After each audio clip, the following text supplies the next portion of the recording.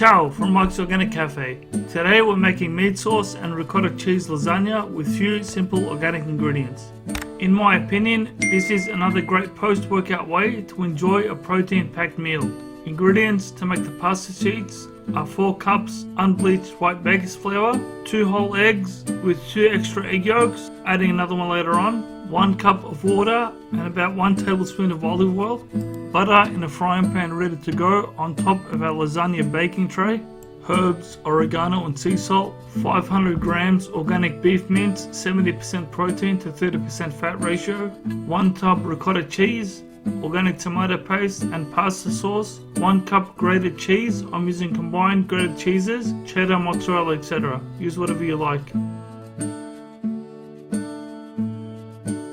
First, we've got to make the lasagna sheets. Step 1. In a dough mixer bowl with the dough hook attachment, place 4 cups of flour, a splash of olive oil, followed by the eggs, and a splash of sea salt.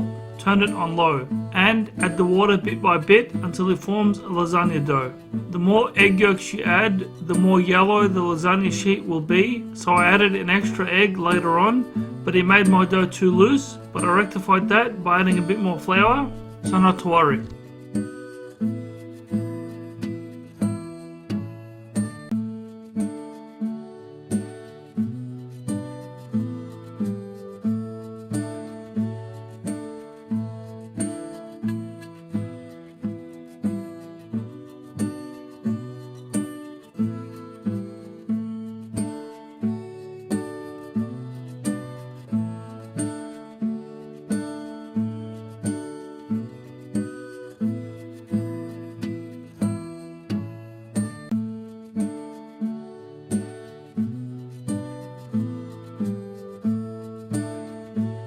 Step 2. Take it out, roll it on a lightly floured surface into a large ball and place it in a large bowl, covering it with a tea towel to let it rest. If it's too sticky, roll it in enough flour so it goes semi-hard. As you can see, mine was still gooey, but a bit more flour made it dry up. You don't want it too dry, so it's hard to pass through the pasta machine. Feel it to make sure it's still soft. Step 3. While it rests, grab your pasta maker and clamp it to the bench so it's ready for use later on. Then grab a frying pan, add butter on a medium heat, add mince, season with sea salt and oregano and whatever else you like the flavour of.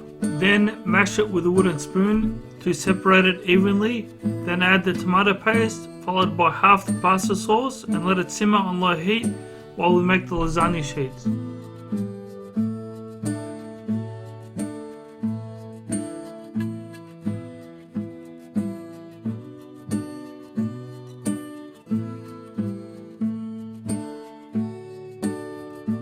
Step 4. Preheat the oven to 190 degrees Celsius, then grab your dough ball, flatten it a bit with your hands, then use a rolling pin to gently knead it in one direction, so it forms a rectangular shape to fit the pasta machine. I broke the dough ball in half so it's easier to knead. Then on the biggest setting, which is 0 for me, feed it through a bit, then fold the large part over the top of it and use your other hand to grab the bottom so it extracts itself while you slowly turn the handle. Then put it on one tighter setting and feed it through again. It will get way longer, so cut it in half and feed the pieces in one last time on setting 3. This was an adequate thickness for me, but you can go as thinner or as thicker as you like. Repeat this process as many times as you like. I used 4 cups of flour, which yielded a lot to freeze for use another time, because I don't like cooking 1 meal's worth. It's a pain.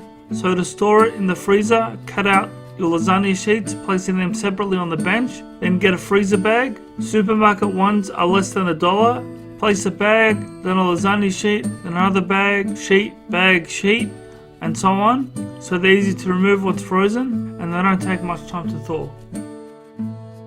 Step 5. Grab your baking pan. I got a semi-deep one. You can go deeper and add more layers. Measure and cut the lasagna sheets to fit. Then place 1 layer at the bottom.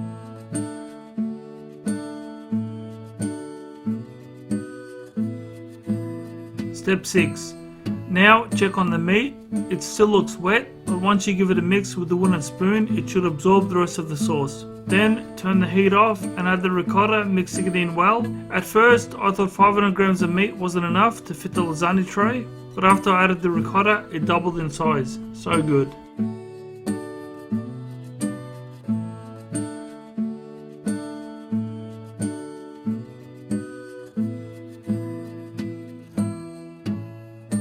Step 7. Now we're ready to assemble this lovely dish.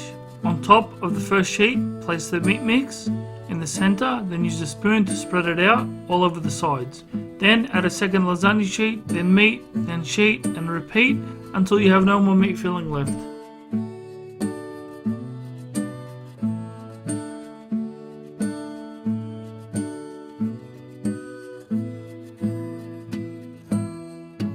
I was able to get 3 stacks, which is thick enough.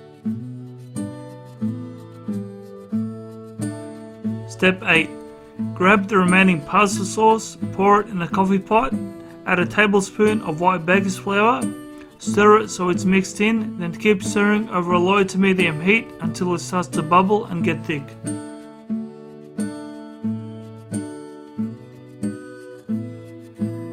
Once it's thick enough to your liking, pour it on top of the cheese, then bake it in the oven for about 20 to 30 minutes.